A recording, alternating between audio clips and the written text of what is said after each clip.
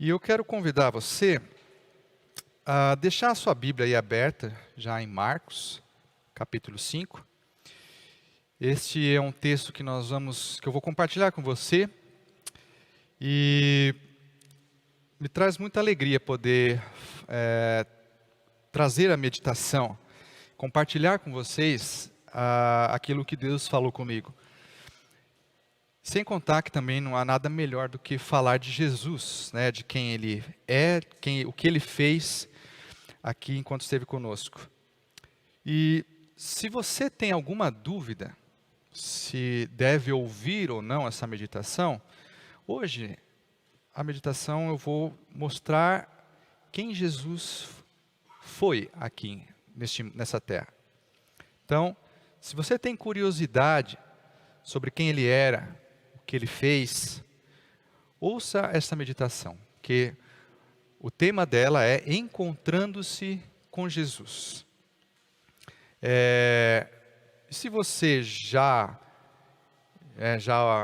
conhece Jesus, ouça mesmo assim, porque eu aprendi que não há nada que nós não possamos aprender mais, ou complementar, aperfeiçoar, expandir esse conhecimento.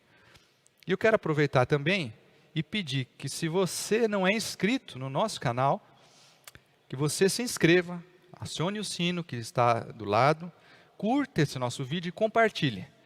Porque assim, todas as vezes que nós iniciarmos uma nova transmissão, você vai ser informado. Você ajudando também, curtindo o vídeo e compartilhando, vai nos auxiliar a que a palavra de Deus, o Evangelho, alcance cada vez mais pessoas. E é isso é o que nos move aqui, é que a palavra de Deus, o Evangelho, seja cada vez mais ouvido, inclusive nas redes sociais. Então, eu peço que você abra sua Bíblia em Marcos, capítulo 5, e nós vamos ler do verso 1 até o verso 20. Se você não tem uma Bíblia disponível com você, não se preocupe que esse texto também está sendo projetado na tela. Aí você vai poder acompanhar comigo a leitura. Vamos ler? Jesus e os discípulos chegaram à outra margem do mar, à terra dos Gerazenos. Ao desembarcar, logo um homem possuído de espírito imundo veio dos túmulos ao encontro de Jesus. Esse homem vivia nos túmulos e ninguém podia prendê-lo, nem mesmo com correntes. Porque, tendo sido muitas vezes preso com correntes e cadeias, as cadeias foram quebradas por ele e as correntes foram despedaçadas, e ninguém conseguia dominá-lo. Andava sempre de noite e de dia, gritando por entre os túmulos e pelos montes, ferindo-se com pedras. Quando de longe viu Jesus, correu e prostrou-se diante dele, gritando em alta voz: "O que você quer comigo, Jesus, Filho do Deus Altíssimo? Porque, por Deus, peço-lhe que não me atormente." Ele disse isto porque Jesus tinha dito a ele: "Espírito imundo, saia desse homem." Então Jesus lhe perguntou: "Qual é o seu nome?" Ele respondeu: "Legião é o meu nome, porque somos muitos." E pediu-lhe com insistência que não os mandasse para fora do país. Ora, uma grande manada de porcos estava pastando ali pelo monte, e os espíritos imundos pediram a Jesus: "Mande-nos para os porcos, para que entremos neles." E Jesus o permitiu. Então, saindo os espíritos imundos, entraram nos porcos, e a manada, que era cerca de 2.000, precipitou-se despenhadeiro abaixo, para dentro do mar, onde se afogaram. Os que tratavam dos porcos fugiram e foram anunciá-lo na cidade e pelos campos. Então o povo saiu para ver o que tinha acontecido. Aproximando-se de Jesus, viram o endemoniado, o que antes estava dominado pela legião, assentado, vestido em perfeito juízo, e temeram. Os que haviam presenciado os fatos contaram-lhes o que tinha acontecido ao endemoniado e também falaram a respeito dos porcos. e começaram a pedir com insistência que Jesus se retirasse da terra deles. Quando Jesus estava entrando no barco, aquele que antes estava possuído pelos demônios pediu com insistência que Jesus o deixasse ficar com ele. Jesus, porém, não o permitiu. Ao contrário, ordenou-lhe: vá para sua casa, para os seus parentes, e conte-lhes tudo o que o Senhor fez por você e como teve compaixão de você. Então ele foi e começou a proclamar em Decápolis tudo o que Jesus lhe tinha feito, e todos se admiravam. Vamos orar mais uma vez? Ó Pai bendito, agradeço a Ti, Senhor, pela oportunidade de compartilhar com os meus irmãos, com aqueles que nos assistem, a Tua palavra, o Teu Evangelho. E eu te peço, ó Deus, que o Senhor fale com aqueles que nos ouvem, da mesma forma que o Senhor falou comigo, e que as pessoas que estão nos ouvindo sejam impactadas, sejam tocadas pelo Teu Santo Espírito. Esteja, Senhor, usando a minha vida para a Tua honra e glória, é o que eu te peço e agradeço em nome de Jesus. Amém. Nós que professamos a fé cristã, temos como o evento fundador, a base da nossa fé, a pessoa de Jesus Cristo. Jesus é a substância da nossa fé.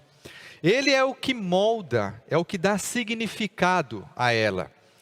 Então, desde o início da igreja, a comunidade de discípulos inicia a sua atividade evangelística anunciando Jesus. Se nós pegarmos a pregação de Pedro, que faz lá após a descida do Espírito Santo, que está lá em Atos, capítulo 2, nós veremos um apanhado de profecias da Bíblia dos judeus, o Antigo Testamento, que apontam para Jesus. Pedro faz esse apanhado. E ele finaliza com essa belíssima exposição com o seguinte: portanto, toda a casa de Israel esteja absolutamente certa de que a este Jesus que vocês crucificaram, Deus o fez Senhor e Cristo. O grande apóstolo Paulo, em todas as suas jornadas, você que lê o livro de Atos, vê que Paulo sempre proclamava Jesus quando chegava numa determinada localidade. Em 1 Coríntios 1, 22 e 23, Paulo escreve assim: porque os judeus pedem sinais e os gregos buscam sabedoria, mas nós pregamos o Cristo crucificado, escândalo para os judeus, loucura para os gentios. Então percebam que este fato histórico, a pessoa de Jesus, este acontecimento que molda a nossa vida quanto comunidade de fé, esse evento fundador da nossa fé, ele somente é conhecido ao mundo através da igreja. Nós, que somos a igreja, temos a incumbência de mostrar Jesus àqueles que ainda não se encontraram com Ele, de revelar o Verbo encarnado àqueles que ainda não o puderam vislumbrar. Então, esta incumbência foi dada apenas a nós, a igreja de Jesus, e apenas nós, a igreja, somos responsáveis por isso. A missão primordial do povo de Deus é a evangelização do mundo, visando a reconciliação do homem com Deus. Isso é o que está escrito em nossa declaração de fé, a declaração de fé da Convenção Batista Brasileira. E essa declaração está de acordo com o versículo do capítulo 28 de Mateus, lá nos versos 19 e 20, onde o próprio Jesus nos manda o seguinte: portanto, vão e façam discípulos de todas as nações, batizando-os em nome do Pai, do Filho e do Espírito Santo, ensinando-os a guardar todas as coisas que tenho ordenado a vocês. E eis que estou com vocês todos os dias até o fim dos tempos.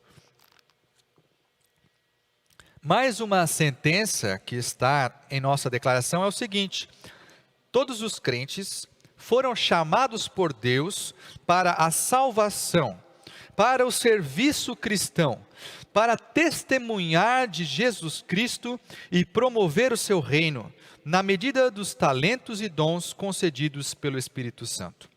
Então nós, Igreja de Jesus, principalmente a nossa igreja aqui, Igreja Batista Nova Canaã, somos chamados por Jesus, comissionados por Ele, para anunciar quem? Jesus Cristo. E isso está em consonância com as nossas declarações, né, nossa declaração de fé, e com a palavra de Deus.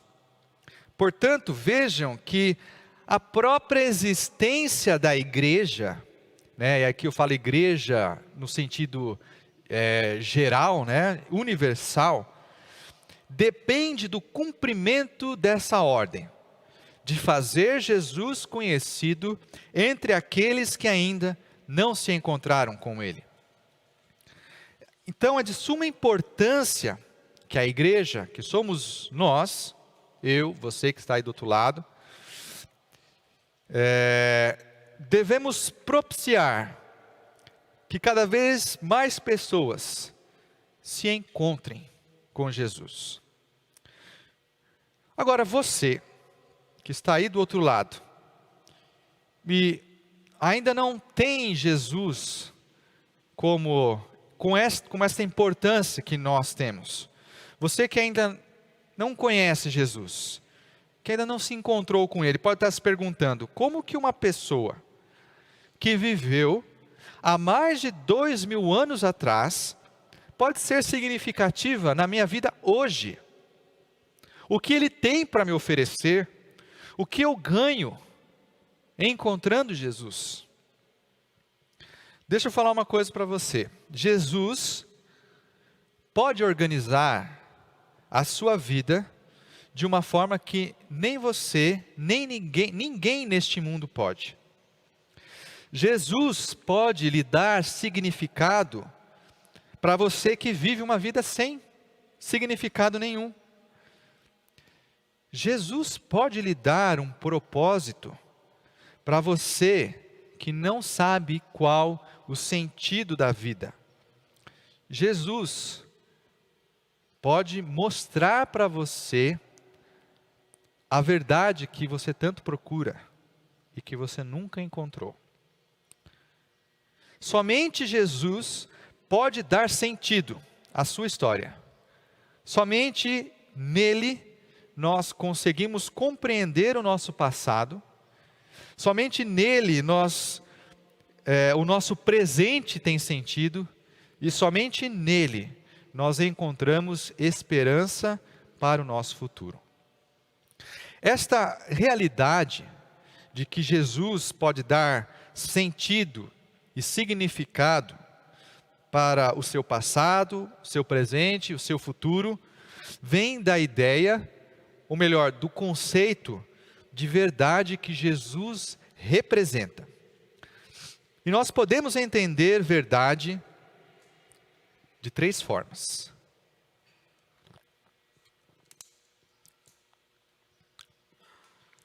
A primeira forma, ela está escorada no termo aletheia, que vem do grego e significa aquilo que está descoberto, que foi retirado o véu. Este conceito está relacionado com o presente, ou seja, como o modo como as coisas são. Em João 14,6, nós lemos Jesus falando o seguinte: eu sou o caminho, a verdade e a vida. Ninguém vem ao Pai senão por mim. Jesus é aquele que nos revela como as coisas são. Ele é a verdade. Jesus é aquele que nos revela. Jesus, no versículo mais à frente, vai nos garantir que quem conhece Ele, quem o conhece, conhece a Deus. Ou seja, Jesus é a garantia no presente da revelação de Deus. A segunda expressão que nos mostra esse conceito do que é verdade é a palavra veritas, que vem do latim. E esta palavra tem o sentido de exatidão, de precisão. Verum, do latim, é aquilo que é fiel, aquilo que é exato, o que é completo, sem omissão. Vejam que este termo se relaciona com algo do passado, porque eu só posso perceber que algo é fiel hoje, se eu tiver alguma coisa do passado com o qual possa compará-la. E Jesus é aquele a respeito de quem foi profetizado no passado. Ele foi quem cumpriu também tudo o que foi profetizado. Em Lucas, capítulo 24, no verso 44, lemos Jesus dizendo o seguinte: são estas palavras que eu lhes falei, estando com vocês. Era necessário que se cumprisse tudo o que está escrito a respeito de mim na lei de Moisés, nos profetas e nos salmos.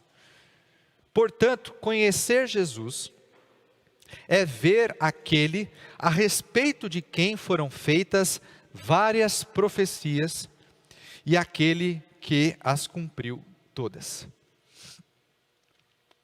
O terceiro e último termo que traz essa ideia de verdade é o termo emuná, que vem do hebraico.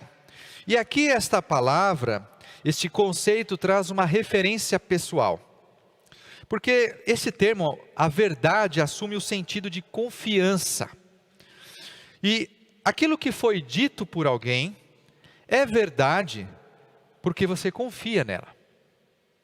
E Jesus é digno de confiança porque Ele é Deus. Mas não apenas isso. Jesus é verdadeiro não somente porque Ele é Deus, mas porque Ele é fiel às suas promessas. Portanto, o conceito aqui se relaciona com o futuro, porque nós temos a esperança de que Deus será fiel às suas promessas. Em João 14, de 1 a 3, lemos Jesus dizendo o seguinte: não se turbe o vosso coração, crede em Deus, crede também em mim.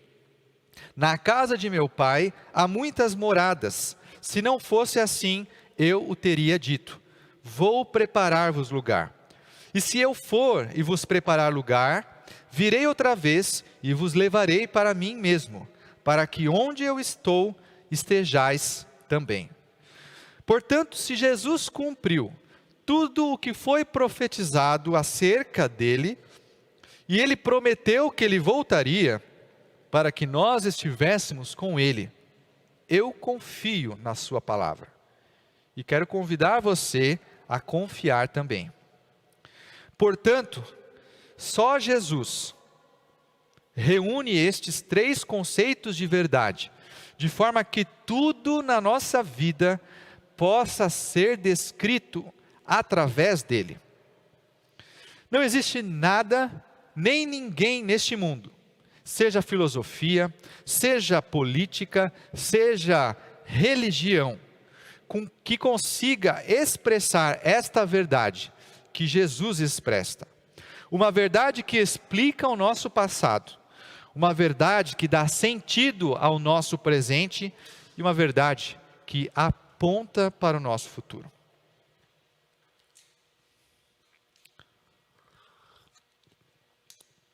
Mas como que nós sabemos que algo é verdade?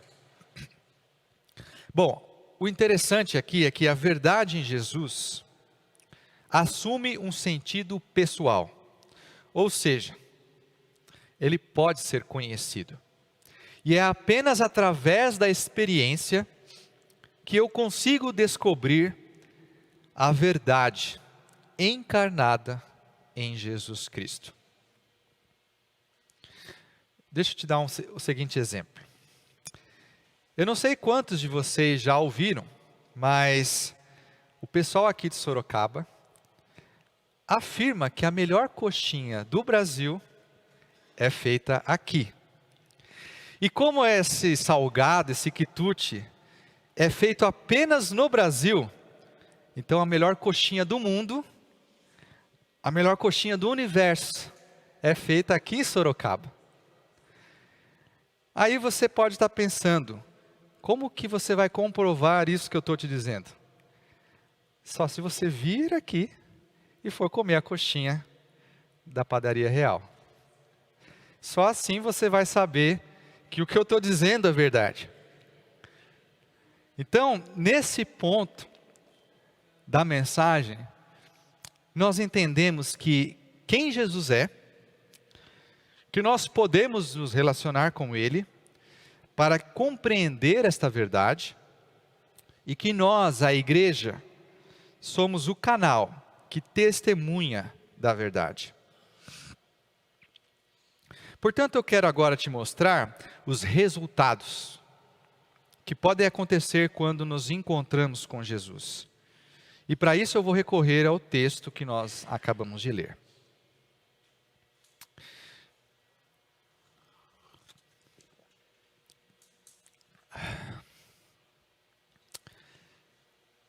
Bom, primeiro, vamos entender como era este homem que se encontrou com Jesus. Como que era o endemoniado? Se nós revisitarmos os versículos 3, 4 e 5 do texto de Marcos, nós vamos ver um relato do passado deste homem. Veja o versículo 3, que dizia que ele vivia nos túmulos. E ele vivia ali porque ninguém podia prendê-lo. Apesar das muitas tentativas de conter esta pessoa, nenhuma deu resultado positivo. Portanto, o que nós podemos entender é que ele foi abandonado pela sociedade. Ninguém o queria perto. Não havia solução para ele. Depois, no versículo 4, nós lemos da ferocidade e força física que ele tinha. Este homem conseguia despedaçar correntes. Algumas traduções dizem que ele as deixava em pedaços. Isso demonstra a sua extrema força física. Correntes feitas de ferro, que ele as simplesmente destruía. Mas no versículo 4 também diz o seguinte, que ninguém podia dominá-lo. Ou seja, isso mostra o desprezo que ele tinha pelas autoridades. Por mais justa que fosse a punição que ele estivesse recebendo, ele não respeitava. Antes se libertava do cativeiro e continuava a sua vida de pecados, de loucuras, longe da sociedade.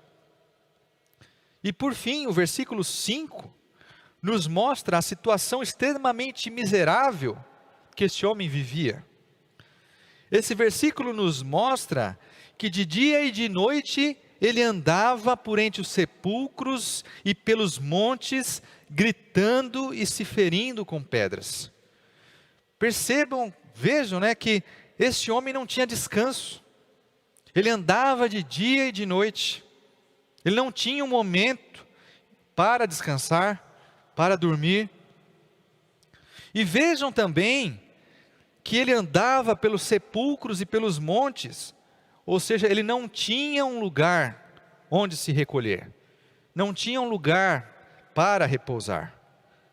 Então a imagem que nós podemos fazer do passado dessa pessoa é de alguém abandonado e rejeitado pela sociedade, uma pessoa extremamente forte e violenta, uma pessoa que vivia numa situação de extrema miséria, ou seja, era um caso impossível de se resolver.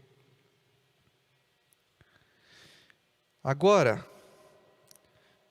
o segundo ponto que nós vamos ver é o presente, é o seu encontro com Jesus. No versículo 6, nós lemos que ao se encontrar com Jesus, o homem corre em sua direção e se prostra. Em outros evangelhos fala que ele prostra e o adora. E por maior controle que o espírito imundo tivesse na vida deste homem, por maior que fosse a sua vida de pecado, nada disso é maior que Jesus. No final, todos deverão se prostrar na presença de Jesus. Mas não existe nada neste mundo, nem no mundo espiritual, que não esteja sob o domínio de Jesus. Nos versículos 7 e 8, nós lemos que nem sempre um encontro com Jesus será um encontro pacífico e sem contradições.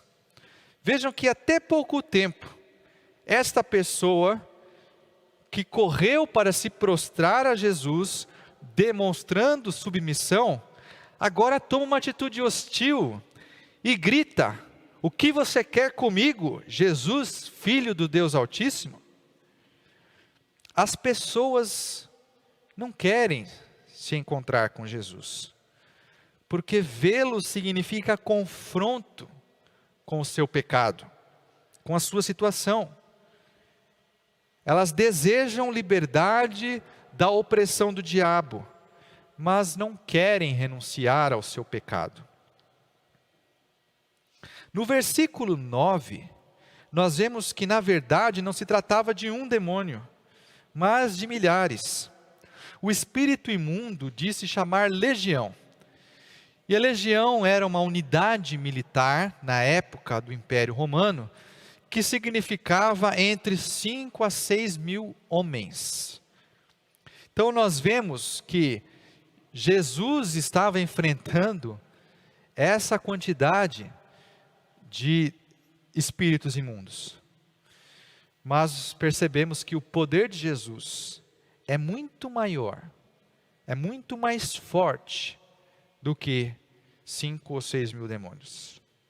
Não há nada forte o suficiente para impedir o agir de Jesus Cristo. E o resultado do encontro de Jesus com esse homem é que os demônios são expulsos. E o endemoniado, que antes era um caso impossível, agora está curado. No versículo 15, nós lemos que o homem que antes era tido como louco, agora está em perfeito juízo. Que aquele que andava nu, agora está vestido. Que aquela pessoa que antes estava dominada por espíritos imundos, agora está aos pés do Filho de Deus. E deste encontro, nós podemos perceber 3 reações possíveis. A primeira reação que nós percebemos lendo o texto é a reação dos residentes daquela região. Eles presenciaram o poder de Jesus, eles viram a transformação que aquele endemoniado teve, mas porque sofreram um prejuízo econômico vultuoso, diga-se de passagem, né? Vamos lembrar que 2.000 porcos se perderam, mas isso foi o suficiente para que eles rejeitassem a Jesus. Então a reação que eles tiveram foi de rejeição a Jesus. A segunda reação que nós podemos perceber aqui é a reação dos discípulos. Os discípulos já estavam há algum tempo com Jesus, mas ainda duvidavam dele. No capítulo 4, antes desse acontecimento, nós lemos como Jesus acalma a tempestade e como ele repreende os discípulos pela falta de fé deles. No capítulo 6, no seguinte, após esse evento em Gerase, a expulsão dos demônios, Jesus realiza 2 curas, a cura de uma mulher de fluxo de sangue e a ressurreição da filha de Jairo. Os discípulos são enviados por Jesus e também realizam curas e expulsam demônios. Jesus ainda multiplica pães e peixes. Ele anda pelo mar, mas os discípulos ainda estão incrédulos. No capítulo 6, dos versos 50 a 52, nós lemos o seguinte: pois Jesus está caminhando por entre as águas, e os discípulos vêm a Jesus, e diz o seguinte o texto: pois todos viram Jesus e ficaram apavorados. Mas Jesus imediatamente falou com eles e disse: coragem, sou eu, não tenham medo. Então subiu no barco para estar com eles, e o vento cessou. Ficaram totalmente perplexos, porque não haviam compreendido o milagre dos pães, pois o coração deles estava endurecido. Então vejam que a reação dos discípulos, ao ver o milagre do endemoniado, é de incredulidade. Porque se num evento posterior eles ainda continuavam incrédulos, evento antes, a incredulidade deles ainda existia. E a terceira reação que nós podemos perceber aqui é a reação do endemoniado. Ele tinha um caso impossível, mas Jesus o reverteu. A sua vida estava perdida, mas Jesus a achou e recuperou. E qual foi a sua reação? Versículo 18. Quando Jesus estava entrando no barco, aquele que antes estava possuído pelos demônios, pediu com insistência que Jesus o deixasse ficar com ele. Ele quer se tornar um discípulo de Jesus. A sua reação é submissão a Jesus. Então, o presente do endemoniado obteve sentido apenas quando ele se encontrou com Jesus. E o sentido está expresso na sua decisão de se tornar seu discípulo. Nós já falamos então do passado e do presente. Agora nós vamos tratar da última parte, a terceira e última parte. Nós vamos falar do futuro deste homem.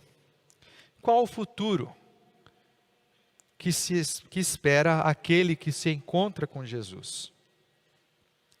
Quem se encontra com Jesus e tem a sua vida transformada por Ele, recebe propósito e esperança. O ex-endemoniado recebeu a ordem de Jesus: vá para a sua casa, para os seus parentes, e conte-lhes tudo o que o Senhor fez por você, e como teve compaixão de você. Vejam que o propósito daquele que foi transformado por Jesus é anunciar aos outros esta transformação. Anunciar essa transformação para aqueles que se encontram numa mesma situação, ou até mesmo pior que a do endemoniado. E qual a esperança daqueles que foram transformados em Jesus? A esperança é de que a promessa que Jesus fez seja cumprida. A promessa de estarmos para sempre com Ele. A promessa de que Ele virá outra vez para nos buscar e nos levar para o lar celestial. E aqui eu já estou encerrando. Portanto, o passado daquele homem trouxe ele até aquele momento. E da mesma forma, o seu passado te trouxe até aqui. Você que está aí nos ouvindo. O seu passado somente pode ser entendido e perdoado por Jesus. O presente daquele endemoniado somente obteve sentido quando ele se encontrou com Jesus. E o seu presente somente pode ter sentido em Jesus, em ser o seu discípulo. E o futuro que aguarda aquele que é transformado por Jesus é um futuro de propósito e esperança. Propósito que nada neste mundo pode preencher. Nada neste mundo pode dar esse propósito que somente Jesus lhe dá. E esperança que ninguém pode roubar. A esperança que Jesus nos dá é uma esperança que nós não perdemos. Então, o meu apelo para você é: encontre-se com Jesus hoje e permita que Ele perdoe o seu passado, dê sentido ao seu presente e esperança ao seu futuro. Deus nos abençoe com esta palavra.